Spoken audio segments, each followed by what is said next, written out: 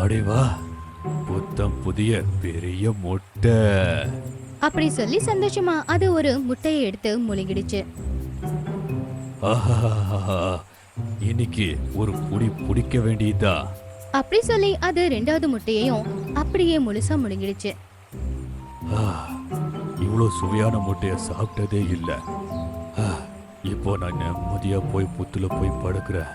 யாராச்சும் பார்த்துட்டாங்கன்னா நாளைக்கு அப்புறம் நான் அவ்வளோதான். அப்படி சொல்லி அது புத்த நோக்கி ஓடுச்சு. அதுக்கப்புறமா புத்துக்குள்ள போய் தொங்கிடுச்சு.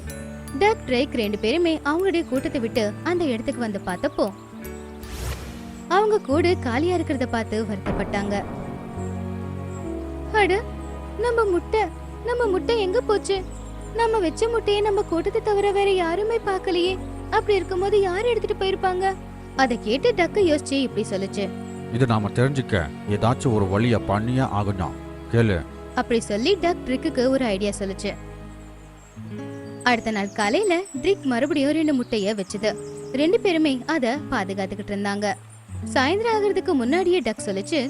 ட்ரேக், எனக்கு ரொம்ப பசிக்குது, போய் ஏதாச்சும் சாப்பிட்டுட்டு வரலாம் வா. ஆனா இந்த முட்டையை விட்டுட்டு நாம எப்படி போறது? நேத்து நடந்த மாதிரி இன்னைக்கு நடந்துட்டு என்ன பண்றது? என்கிட்ட ஒரு வழி இருக்கு.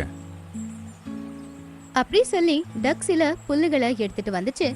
அந்த புல்லை எல்லாத்தையுமே போட்டு அந்த முட்டைய மூடிடுச்சு. இப்போ இந்த முட்டையை யாராலையும் பார்க்க முடியாது.